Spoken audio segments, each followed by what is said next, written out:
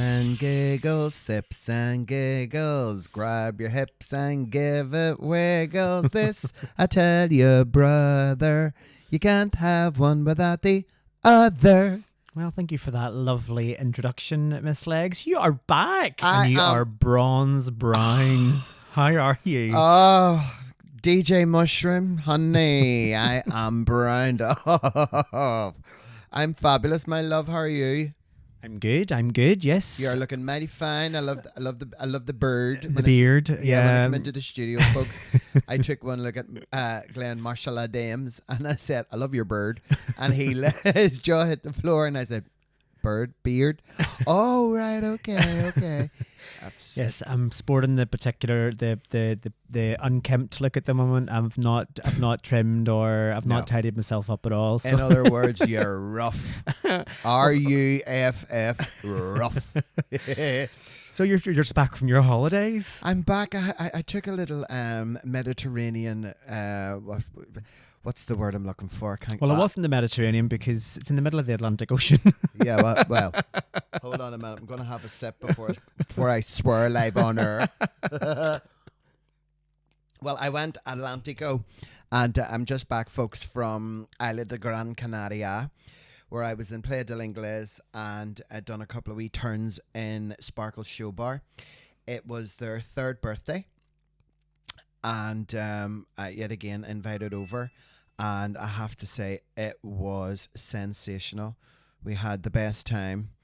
Weather was unreal. Ooh. Uh-huh. Well, you've definitely brought the weather home with you. I did. I thought to myself, Tina, if there's anything you could bring home to the people, what would it be? And I had a word with Mother Nature. Got home at 4 o'clock in the morning last night and woke up blue sky. I was like, there you go.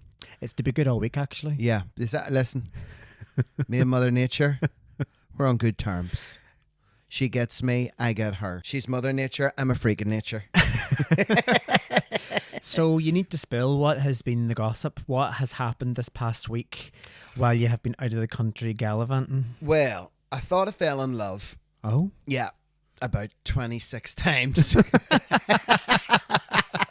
Because he is the one. He is the one. I feels it. I'm getting the vibes. I'm getting the eye contact. And then the next one came along and I was like, no, it was a mistake. I've been kind of sort of meddling with different things in my mind. And I think it's all related to do with 2025. Okay. And I am feeling much more positive about moving to a new season, autumn-winter, which is coming. We've got lots of Drags to Riches, lots of G&T karaoke shows, and quite a few crazy bingos up and coming. Yep. Don't we, We darling? do indeed. Yes, we do indeed. Yeah. So something to look forward to. Yeah. Don't want to be negative, but chasing people for to do with my mum and phone calls and emails, and it's just been a bit of a mirror. Oh. But I'm a bit of an elephant in the jungle, and once I swing my trunk, move. That's just the way it is. But other than that, yeah. And, I have to say, I have to be honest now. Put a wee bit of weight on. Okay. Oh, honey, don't even. Sunday the 8th of September, I got on that plane going to Gran Canaria, looking and feeling simply the best, like Tina Turner. I woke up yesterday morning, Sunday the 15th of September, looking and feeling like Tina Malone. I actually woke up on both sides of the bed. Oh, listen, don't even go there. But yeah, but that's what you do when you go on your holly pops. You drink, you eat. That's it. Your whole point of going there is so you can forget about all that sort of routine. Just let your hair down, eat all around you, drink all around you, and just enjoy yourself. I mean, that's exactly what we do when we go. Yeah. I starve myself for the 3 months leading up to the holiday, and then whenever I'm away, I eat all around me. Well, I'll go back again in 6 weeks. We get on to Mr. Ashley Scott PT. Oh, don't you worry, I will. Babs, I call him Babs. I was straight on to him. He'll be to me, Tina. And I'm like, I know. Well, how have you been, Glenn Marshall Adams? I have been very good. I was away the weekend before last. So obviously you went away. I went away the same time. Me and my gal pal Gail gallivanted across to Luxembourg for the weekend. We went away to see the band Gossip. What a carry on.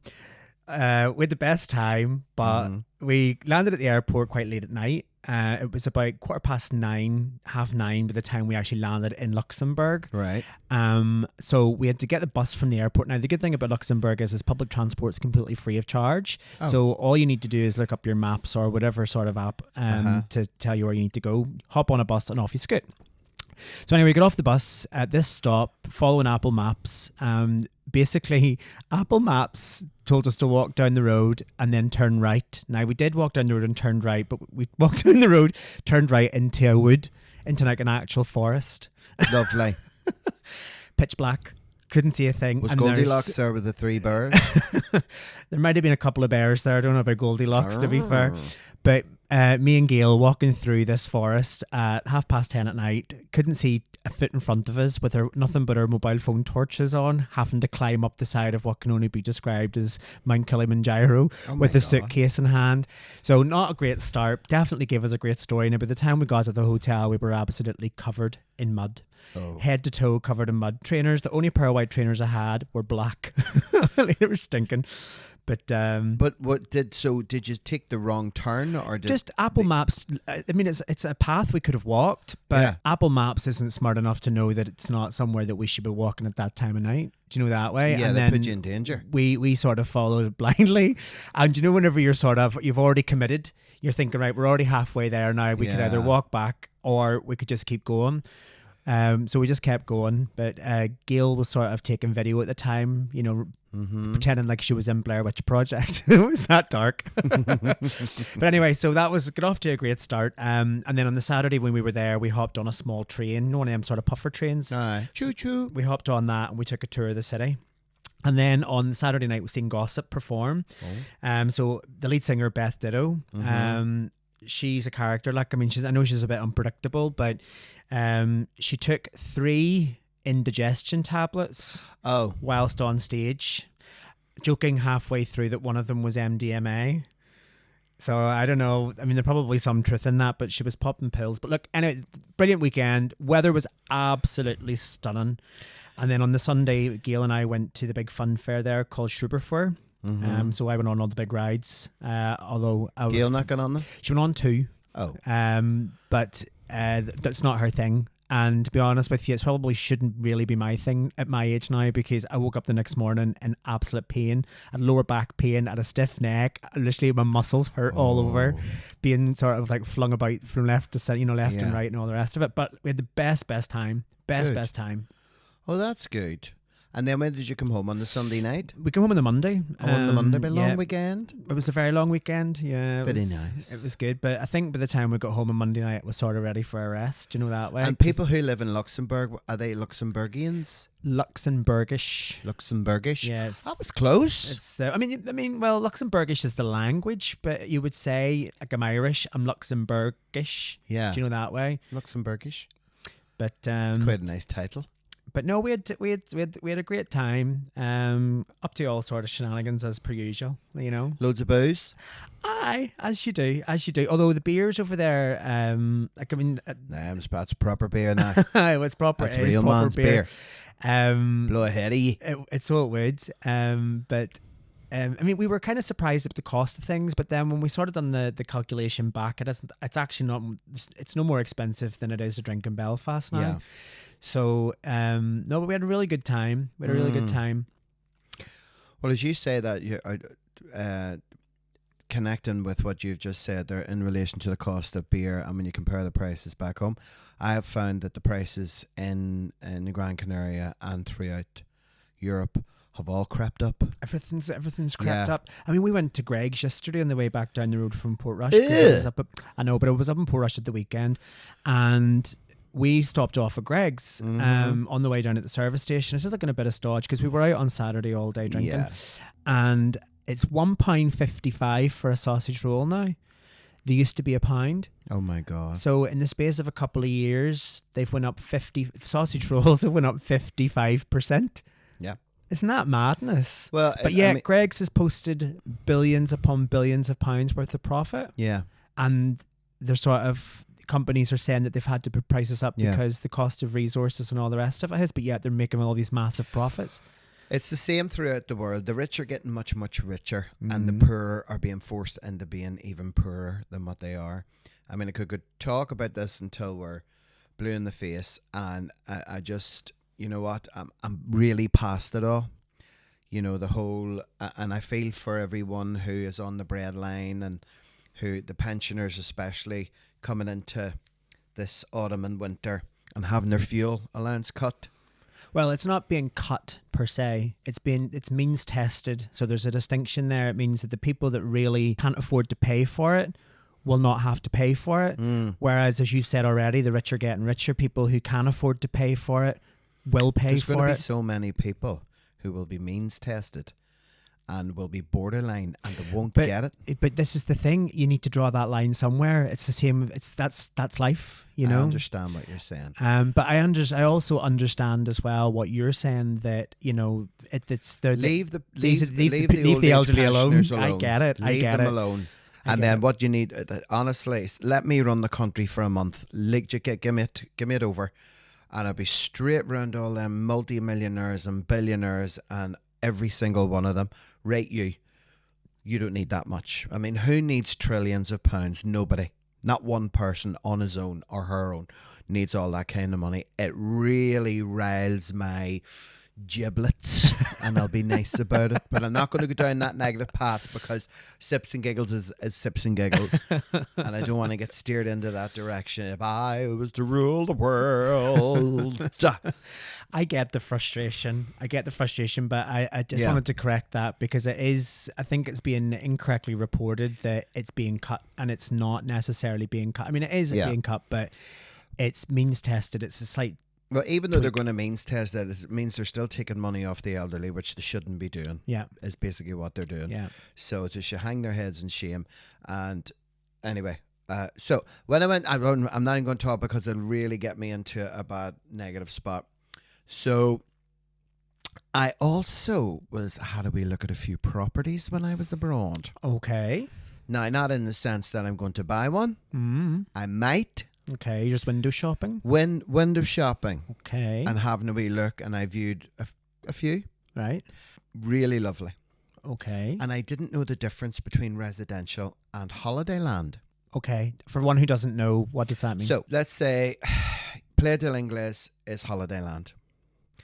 El Tablero is residential. You pay $245,000 for a very small 1-bedroom kind of unit. I mean, and it's small. If you take that same amount of money, you go into El Tablero, which is residential, you can get a 3-bedroom massive apartment with balconies, 2 bathrooms and a roof terrace. Plus, the other thing is you also have to pay even more fees on holiday land, especially if you're going to rent out and things like that. Whereas in a residential area, right, you don't. It's yours. And if you want to rent it out, there's no extra charge. But I mean, so much money. Well, I think property in general is the amount of the cost for property just in general has, and it's not, though. We talked a couple of podcasts back about those sort of protests that were happening all over the sort of Spanish islands, and including Barcelona and stuff, for that very reason, because they were being costed out of buying. Yeah. But it's the same everywhere, isn't it, really? But then their local councils are allowing this to happen. Yeah. And it's their elected officials, really, isn't it? Yeah, are saying, well, we can do that. And if our locals who have lived, and generations of families have come up here, but this generation is not going to be able to afford to live here because there's nowhere for them to buy. It's their local elected politicians who have said, yes, that's okay. So what kind of property are you looking at? Well, just a very open mind at the moment. I don't have a particular type of dwelling in my mind, but it's a very long way off, and it may never happen. But what I am doing is making the opportunity and using the time while I'm there to exercise rather than sit and dream about it and fantasize about it and think about it and talk about it but do nothing about it. So I've joined a estate agent. Couldn't get that out there. And I met Jim, and he took me in the car and we went and seen a few places. So, but the impact that it had on me was we went to Holiday Land and thought, right, okay, it's really tiny in here. Went to residential and went, oh my God, there's more. Yeah, and you see, now I've got to know quite a lot of people out there, and I got very close, and we're pretty good friends, people that I trust. You know, they're keeping me on the straight and narrow, people who are from other parts of the world who now live there full time, you know, and they've been able to help me with shortcuts, things to do and things definitely not to do. But you have like a property sort of, like, do you have a dwelling in mind? Are you looking for like 3 bedrooms, swimming pool, sun terrace? What are you what have you wanted to look at? Number one, what can we expect to see at the new Shea Tantrums? Well, the new Shea Tantrum Chateau. Well, I'm looking for at least 3 bedrooms, big living room, must have outdoor space, must. If the outdoor space cannot be, you know, out the front and the back, then it has to be on the top. You've got to have that outside space to enjoy the weather. Yeah. Good, decent size, because I like to make room for everything. Costumes, wigs, walk-in wardrobe, makeup, all in the one room, and maybe possibly another 2 or 3 bedrooms, 2 bathrooms. But that's the dream. I don't know if that's going to be the reality. Well, we can we'll wait and see. Yeah, for sure. Yeah, for sure. We'll wait and see. Was there anything that sort of jumped out though? Were you like, oh, I really like this one? The first one I went to see. And then they told you the price and you were like, why do this to me? No. No, I knew the price because I'd seen it online. And I'd chosen the ones that I liked. Right. And then they were saying, right, okay, well, we'll take you to see these 3. The third one, stunning, beautiful. Got home, gone. Really? Sold. Yeah. Wow, that quick? Yeah. Had it been on the market for long, do you know? Or? It was out for a few months. Okay, so it's been on for a while. I think then. I was the last person to view it. Right, okay. And then it was the person before me had put the offer in. Wow. You know, and you can keep a property over for €500. Oh. Yeah. Interesting. Okay. Yeah. So it's like, I really like this, and put €500 down, and then in case someone comes out and takes it. Yeah. Well. So it could be back out on the market tomorrow. Well, that's exciting. That's exciting. But as I say, my feet are for dancing, and I'll keep them high, and like, you know, not high. I will keep my feet on the floor. Yes, and well, I think that's a smart thing to do, isn't it? Really? Yeah, it is. If you had a choice to live somewhere else or have a lovely holiday home in another country, where would it be? Do you know, actually, I was talking to Gail about this when we were away. Okay. I think if I had the option and, you know, there was no limits, I think my choice would probably be somewhere like Palm Springs in America. Yeah. Somewhere where, similar to sort of like Gran Canaria, it's sunny all year round. Only I know that the likes of Palm Springs and stuff like that, they have a lot of gay retirement villages and stuff out there, which I really like the idea of. But yeah, no, that would probably be, if there was anywhere in the world, it would be somewhere around there. Yeah. See, that's why I think I'm very drawn to Gran Canaria, because there is a lot of more older LGBTQIA plus people out there. And from now right through until the end of March, beginning of April, a lot of people go there for 4, 5, 6 months of the year. Number one, to escape the bad weather, the cold weather, and the bugs and everything that comes with it. And number two, it's very community driven, you know, and, you know, there's a very good, you feel safe, put it that way. There's a good sense of care, and the cost of living is actually okay, even though prices have gone up. Everything is still pretty reasonable. Not extortionate. $1.55 for a sausage roll out of Greg's. Rip off. You can get one in the lovely new big Lidl there up in San Fernando. You can get 2 sausage rolls for €1. I should know. I had 4. You know why? Don't tell Ashley. Don't tell Ashley. You know why? Because I had €2 on my eyes. It's just give me the 4, love. And I ate them the whole way home. Love it. Love it. Love it.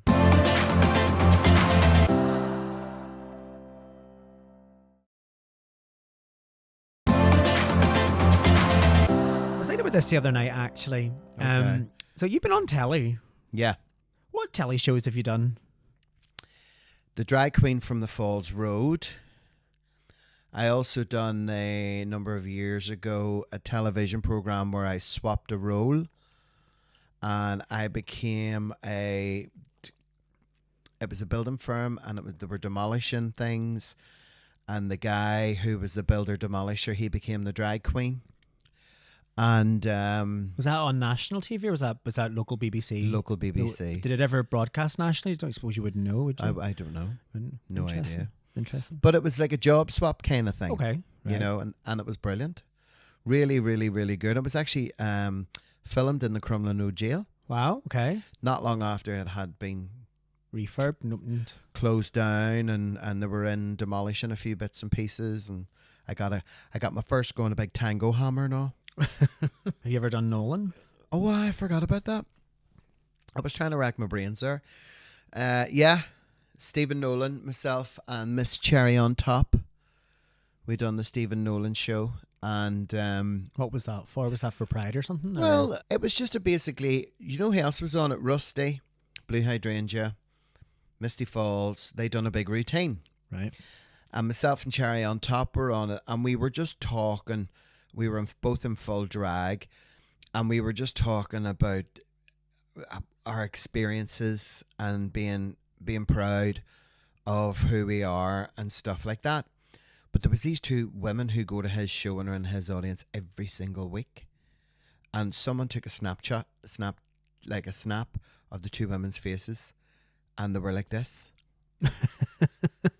You know, surprised. Yeah, well, very, very surprised. And when it was over, but you know who was on before us, and he wasn't very nice. Isn't a nice person anyway. He was in the back corridor, and we were all in one dressing room, and they were in the other, and all you could hear was, "Get them away from us, of me, get them away." Jim Allister from the TV, yeah.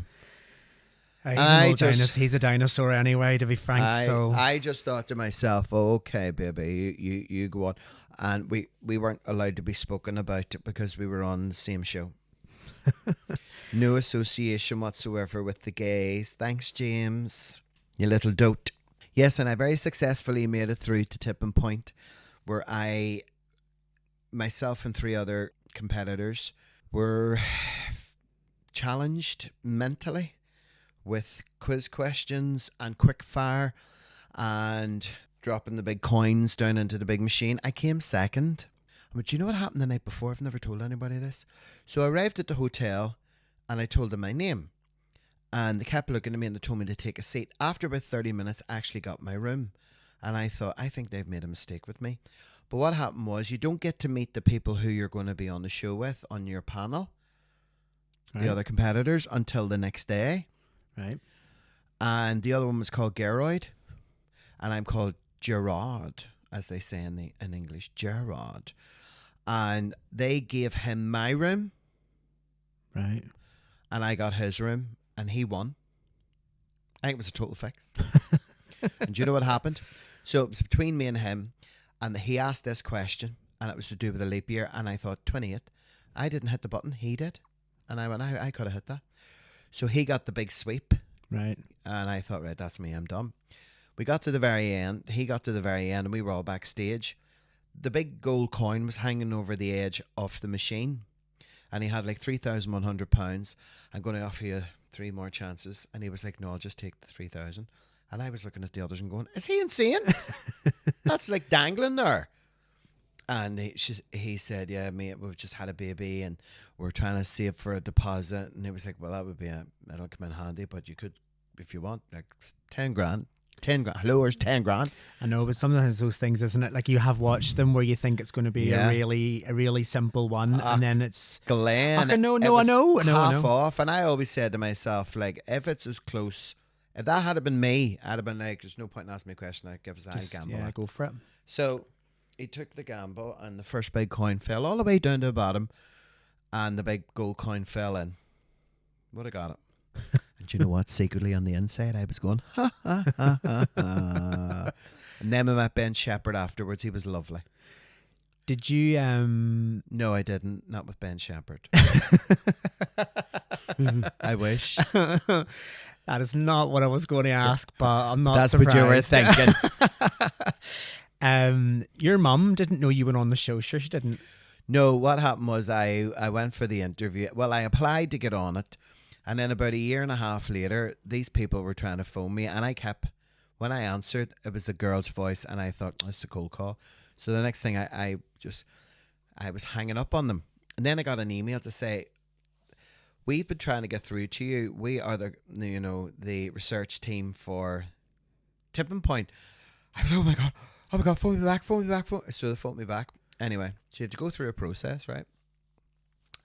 Which consists of, you go to a hotel in Belfast, there's 60 people, potential contestants, and they're split into 3 groups, 20, 20, and 20. And they pick 6 people to go on the show. And I was one of the 6 who made it through. And they record 4 shows a day. So they get enough catalogue, to do 2 in the morning, 2 in the afternoon. Yeah. And when I came home from doing the audition and I found out I was on it, then when I flew to Bristol. Do you know something? Bristol has the nicest airport I've ever been in my life. I remember it being a nice airport. It is absolutely massive, and it's clean, and there's no hassle with it whatsoever. And you walk in, oh my God, it's fabulous. So Mummy and I were sitting watching, because do you remember when I messaged you and I said, listen, I'm on Tipping Point tomorrow.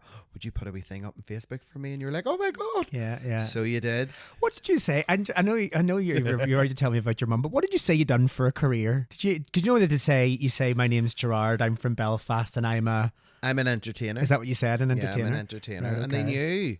I said I'm an entertainer. And they said...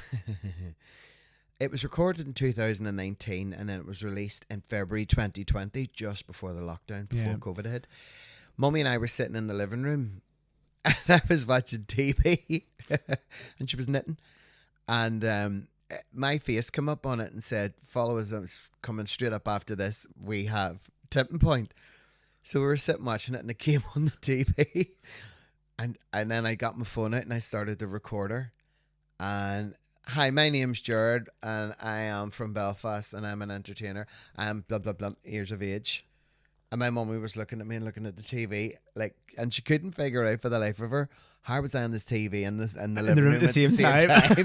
And I was like, Mummy, we recorded that last year, love. And she was like, oh my God, you're on the telly. Oh, you're on Tipping Point. How'd you do that? And I was like, when I explained it all to her, but then I said, well, wait until it's over and let's watch it. And she says, you won that £10,000. I know you have. Because it became between me and the lady who was next to me. And we were doing quickfire. And then we got to, a draw. Uh-huh. And then he asked the question about the cheese. And I knew straight away when he said a French word about and I went, cheese. Fromage. Fromage. Yes, that's what it was. And I went, oh, it's cheese. Cheese. And I got it. And that's how I got through. You see? And it wasn't luck. It was skill. Skill. Pure skill. So, Glenn Marshall Adams, have you ever been on TV? I actually was also almost on a game show. Almost? Almost.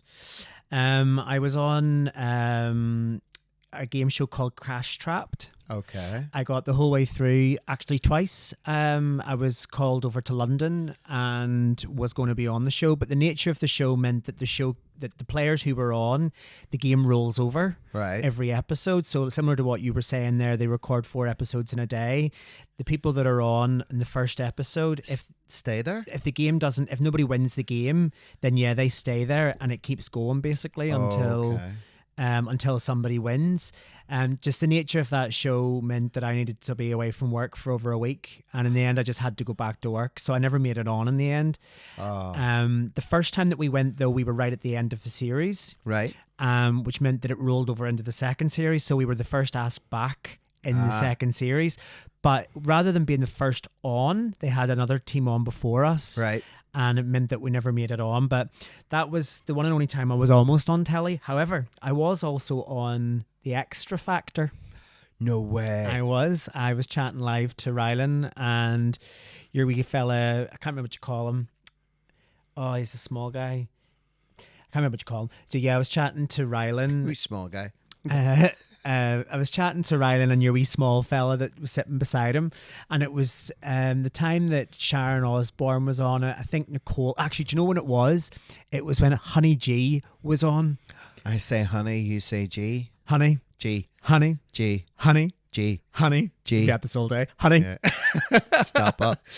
And the production team rang me, and we're like, "Oh, we want to get you on film. You know, we're going to FaceTime you, and you know." So the theme was like movies or something that Right, weekend. okay. And they were like, "If you've got any sort of like costumes or anything like that, you know, could you put it on?" And I was like, "Yeah, sure." And of course, the only costume I really had, we had just been on a hen party, and it was like I had like a Beauty and the Beast, you know, Prince. I think it's Prince Eric you call him from Beauty and the Beast, but in male form. But it was kind of that, you know, sort of like a blue sort of tux with like the yellow trimming. Yeah. So I had that from that hen party. Her hen party was a Disney hen party, so I popped that on, and there was me sitting in the living room, and the production team. They actually, I've been on it twice now thinking about it. The production team actually give you the questions that they want asked and who it's going to be to. Oh. So they were like, "Oh, this is your question. This is what you're going to say." And I did really think long and hard. Should I just ask my own question? Yeah. Or go with the production one? But I went with the production one in the end. But and I was also on ITV Border News when I was about 8 years old. We were sitting at the play park, and they had just found like a kilo of cocaine in in the forest. And we were playing in the park at the time. So they shot to us as the kids, you know, to make this very dramatic and all the rest of it, even though the forest was miles away from where we were living. Right. But anyway, so that was the only time that I've been on the telly. Well, I've been on Crime Watch a few times. Have they ever found you yet? No. They've no idea. But best not tell anybody your whereabouts. No. Incognito, love. Incognito. Well, look, that is nearly the very end of this episode. I know. It's another end of another one for the road. But before we go, we do have a new segment. Yes. Very excited about this one. So I come up, ladies and gentlemen, with something new and kind of, I want you to get to know us, but we also want to kind of surprise you and shock you too. So I am going to ask Glenn 5 questions, real quick fire, just one answer. And if you are surprised or you want to ask a question as to why they would give that answer to the questions that I'm about to give him and he's about to give me, send us in a wee message, an email, a WhatsApp. You can contact us on all our platforms, podcasts, Facebook, WhatsApp, all of those. So the questions are no context, right? So you're not going to ask me to explain why I've given the answer. You just simply ask the question and you get an answer. Okay. What are we calling this segment, by the way? Oh, that's a very good question. Let's shoot. Let's take a shot. Shots. Shot.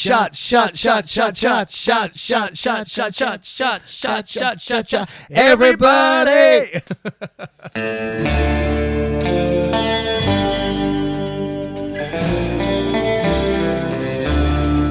Right, can I go first?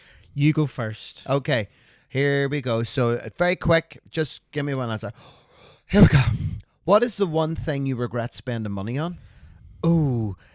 I never regret spending money.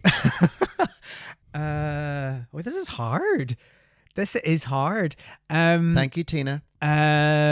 Spending money on an expensive meal in a hotel, which I'm not going to name, in Antrim. Okay. What movie do you enjoy quoting the most? The most, Mean Girls. Have you ever gone viral online? Yes. What dish do you cook best? Pasta. What story do you tell most often? Oh, God. It probably involves something... it's always travel related. Okay. There you go. Okay, that is hard. Uh-huh. That is hard. Uh-huh. Okay, we'll get better at this.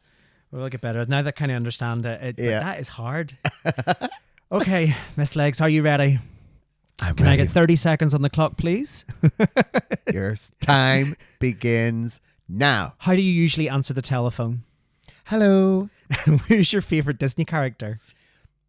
Goofy. Finish the phrase. The way to my heart is...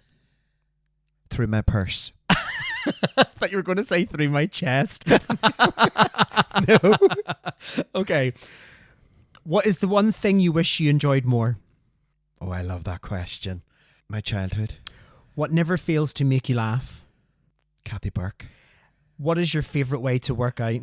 Running. Okay. I like this. I like this. Well, that was our brand new segment. If you would have a question for the segment, Miss Legs has already gave you all the instructions as to how to get in touch, so follow those. You'll find them all in the description of this episode. Yes. But that is sadly the end of the road. The end of the one for the road. The end of the road. Because you're still stimulated by those questions. They've got your mind. No, this is the end of the road. Oh, actually, before we go, okay, I do have just one very small update. A couple of weeks ago, yes, we did ask for people to write in to name your fandom. Now, a couple of weeks ago, we did also give an update. We did. I have a couple more just to add to it. Okay. But I have come up with the one. I have found the one that you should use. Right. So we had two extra more. We had the Tantramettes and the Tantettes. Okay. And it also was Tantettes, Tantramettes, and Sexy Legs. Okay. But your new fandom, they are going to be called the Fantrums. The Fantrums. As in Barry Manilow had his Fanalos. Fanalos. Tina Legs Tantrum has her Fantrums. Fantrums. Oh my God, I love it. That came to me just poof. Oh, I love it. Hello, Fantrums. Thank you to everybody that wrote in. You had some cracking ideas in there. Thank you. But yes, really appreciate it. We love it when you get in touch. But look, until next time, Miss Legs. Or arrivederci, as they say. Chin chin. chin. Thanks for tuning in to this episode of G&T Sips and Giggles. If you've enjoyed our conversation, then don't forget to share it with your friends, and why not subscribe to the podcast so you never miss an episode. Your reviews mean the world to us and really help others find the show, so please take a moment to leave one. But be kind. If you'd like to support the podcast, why not consider joining us on Patreon? For the cost of a drink a month, you can listen to episodes early, access exclusive digital content, and get discounts to upcoming G&T shows. Your support helps us keep the conversation flowing. Cheers, we'll see you next time. Chin chin.